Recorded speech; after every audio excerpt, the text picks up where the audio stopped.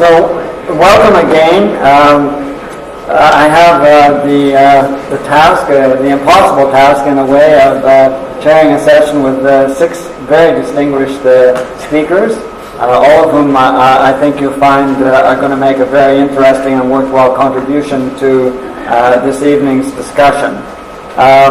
And I consider this to be a great privilege, actually, in my case, to be able to do this this evening, because I think we're in for a real treat in terms of the presentations that you're going to hear. We only have 15 minutes for each presenter, so I'm going to be relatively ruthless in terms of cutting people off. In fact, I've actually got a couple of little cards to show them, including a second card which says, you are done, you are toast. So you see me passing these out to the various members of the panel as they get to the 2-minute and then the final point in their presentation. The thing that's so, I think, energizing tonight is that we're doing this panel at a time when there has been a very optimistic kind of change in terms of what's happening nationally in Canada. I won't say much more about that, but it certainly does change the view that many of us had in terms of the progress that we're likely to be able to make. And hopefully the changes that we've heard already in the last couple of weeks will be ones that are long-standing and lead us in the direction I think that we all want to go in. In terms of the panelists themselves, I'll very briefly name them now, and then I'll introduce them more formally when I ask each one to do his or her presentation. So on my immediate right here is Bruce Campbell from the Canadian Centre for Policy Alternatives.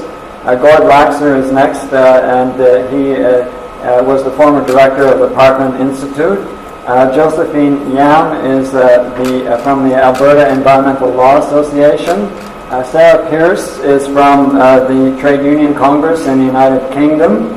Warren Mabey is one of our ACW key directors, and he's from Queen's University. And finally, Larry Brown, who's the Secretary-Treasurer of NUPCHI, National Union of Provincial and Government Employees. So this is our panel this evening.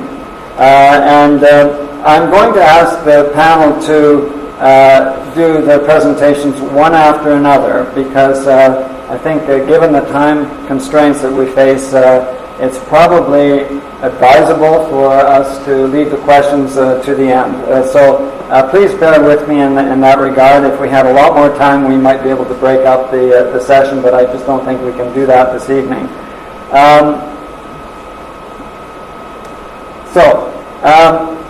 We might as well begin. The first panelist is Bruce Campbell, and his talk will be about the state of Canadian federal and provincial climate initiatives, prospects for Paris and beyond. Bruce is Executive Director of the Canadian Centre for Policy Alternatives, which is a think tank supported by the labour movement. Climate change is an important focus of the CCPA's research, and Bruce's own work includes comparison of Norway and Canada's management of their petroleum resources, and also in terms of the transportation of oil by rail in the wake of Lac Mechanic disaster. Bruce is going to review the state of Canadian federal and provincial climate policy in the lead up to the Paris meeting, and in particular an assessment of the new Liberal government's platform commitments and plans, also of the Alberta Notley government. So I'll turn the session over to Bruce. Thank you very much, Bruce, for joining us. Thank you, John. Okay, I'll just keep this out. I'll keep it in until I take it out. How's that? Well, thank you for coming. I won't repeat the title because it's there before you. I should say at the outset that my 15 minutes will draw very heavily on the work of my colleague, Hadrian Mertens-Kirkwood, who has done this inventory for the ACW project. He can't be here tonight. He's in South America. Lucky guy. I should also say that coming at the time that he finished this report was just after the election. So it's really an important benchmark by which we can evaluate and track and measure what will happen since to Paris and beyond. There have been some political earthquakes in the last year, in the spring in Alberta, and we'll begin to see very shortly what the plans and actions of the Alberta government are going to look like. I'm sure there are others here. Gord among them and Josephine will talk about Alberta and federally as well. And I think the earthquake, by virtue of the end of the decade of inactivity and darkness by the Harper government. So I won't spend a lot of time, and when I looking over the terrain of federal and provincial climate policy, I won't spend a lot of time on the federal because in general terms is known to you. It was a record of inaction, of obfuscation, of the only country to withdraw from Kyoto. It's been generally considered a laggard. I think laggard is too diplomatic. I think rogue comes closer to the reality of what this government has done or hasn't done in the last 10 years. No price on carbon, no regulation of oil and gas, despite years of promises. Coal regulation is kind of a joke. An acquaintance of mine who works as an economist at Environment Canada breathed a sigh of relief now. Their department can make submissions to Cabinet and they can actually use the word carbon pricing. They couldn't do that before. So that's kind of the extremes to which it had got under the Harper government. You know about its Copenhagen commitments, and you know that even those weak commitments it's not going to meet. I think Roger mentioned that in relation to 1990, it'll be over 20% increase over 1990. So it's a pretty low bar that we're starting from, and I'll say a little bit more. I probably won't have the time to really get into the liberal platform and commitments, and it is early days, and so we while there's hope, we also have we know that we have to be skeptical, and we have to as civil society, as labor movements, as think tank, have to hold them to their commitments and push them to realize those commitments. At the provincial level, provinces have made commitments to reduce carbon emissions substantially greater than the federal government, and they've tried to collaborate through the Council of the Federation. Recently, they adopted a Canadian energy strategy and accompanied that with a declaration on climate change, which committed to a transition to a lower carbon economy, but no targets, no binding commitments.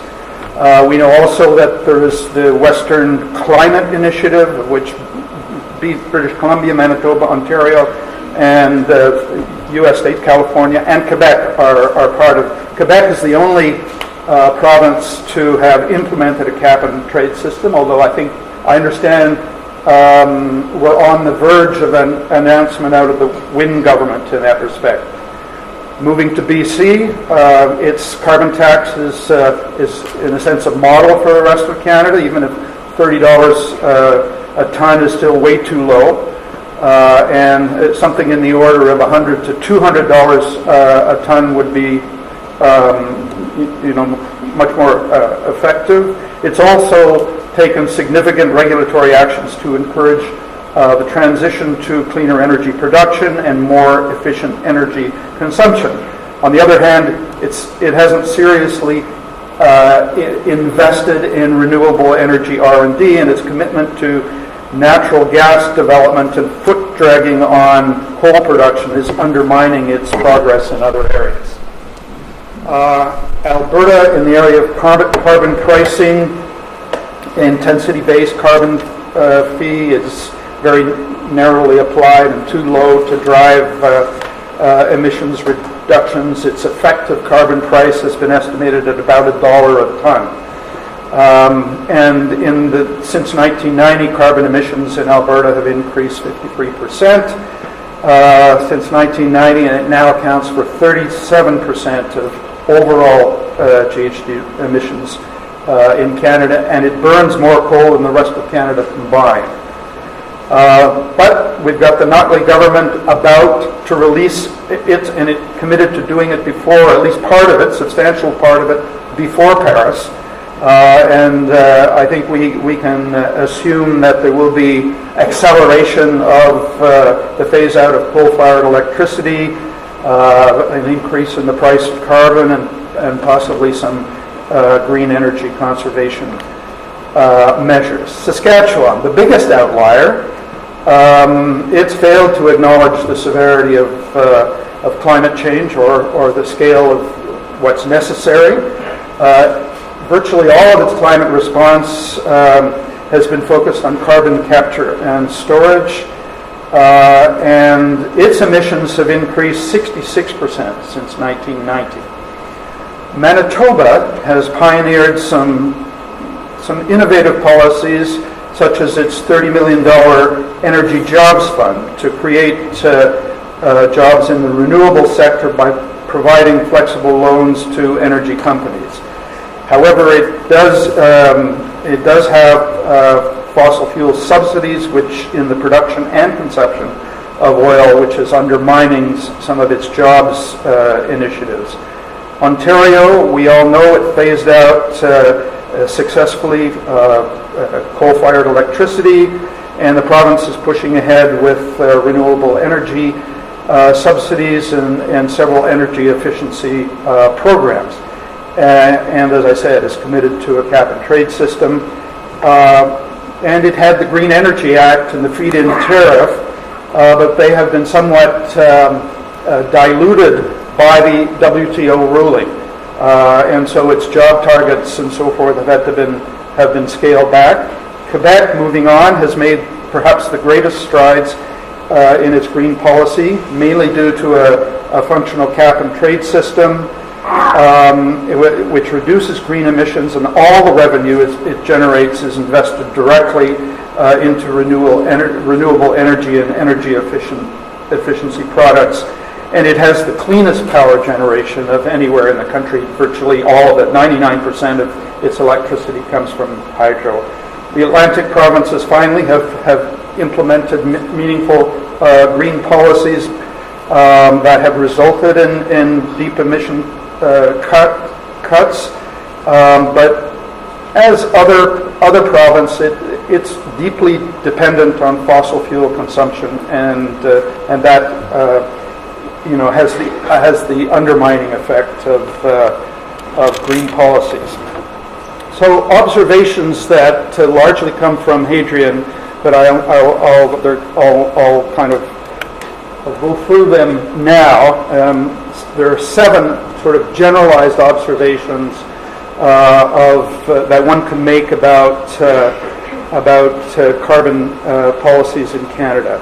And the first is that if you look at their vision statements, that they've rhetorically accepted the transition to a low carbon economy, but there is a gap between the rhetoric and the reality.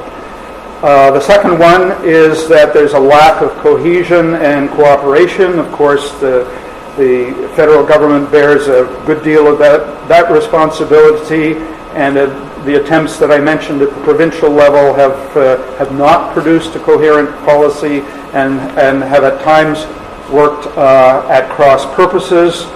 On the carbon pricing front, 3 provinces, soon to be 4, have a price on carbon problems about their weakness and their incompatibility, and there is a need for a national price on carbon.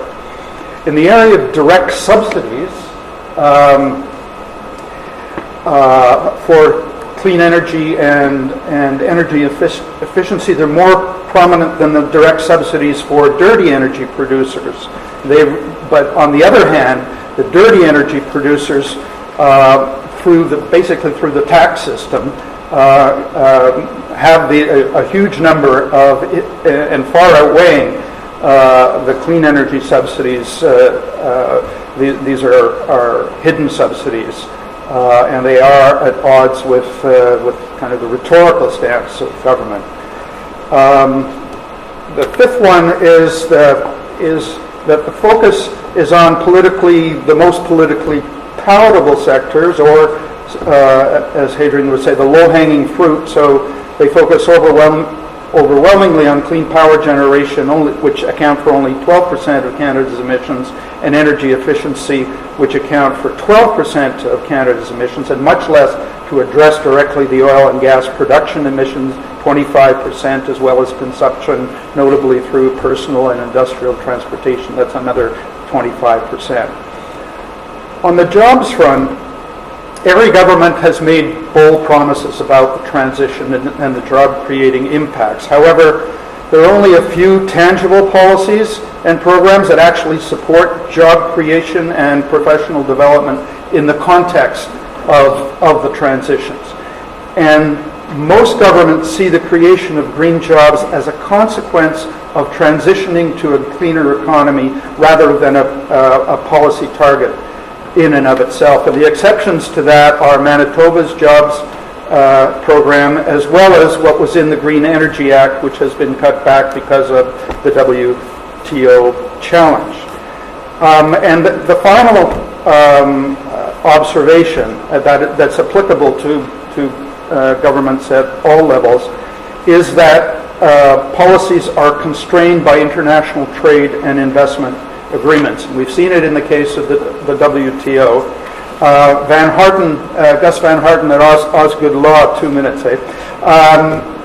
has written a really good paper arguing as part of Paris, for signatories, for a carve-out for signatories' climate actions in any of those countries that have agreements on investor-state dispute settlement mechanism, or ISDS arbitration. So that's where corporations can sue governments, and we've experienced the consequences of that in Canada, most recently in the Bilcon case, and with Quebec fracking. This slide is just another example of this was actually a document that was produced by the Finance Department, and it was released recently under Access to Information. It just shows the pathetically low impact of the federal measures compared to the provincial measures, and then it still leaves us well short of the weak Copenhagen Target. This is some of the Liberal platform. A lot of them, we know that there are no targets. We know they've said that the Harper targets for Paris are a floor. We don't know much more than that. There are a number of things that you can pull out of their platform. Some of them seem interesting, but it remains to be seen exactly how they're going to operationalize them. Just looking at the phase out of subsidies for the fossil fuel industry over the medium term, that's their commitments. They base it on a Pembina Institute estimate. What do they mean by, the Pembina estimate is $1 billion. The medium term, how long does that mean? What's the sense of urgency there? I think we really will have to, press them on that. Oil Change International recently came out with an estimate that in fact those subsidies are $3.2 billion Canadian, and which is basically 3 times the estimate of the Pembina Institute. The IMF's estimates is even higher. I know I'm getting really close to being toast here. Just to say that what have I got up here? Yeah, just, and finally to say, we were, most of you are familiar with the LEAP manifesto that came out during the election, and put forward an ambitious call. And this was in relation to all political parties who were being very underwhelming in terms of their ambition. And they asked us to do a kind of a supportive document, so we pulled together some of the estimates, fiscal measures that they could take to help with the transition and accelerate the transition, and those were the measures that we pulled out of our alternative federal budget. And you can see it adds up pretty fast. It comes to about $50 billion. So I'll leave it there, and thank you very much.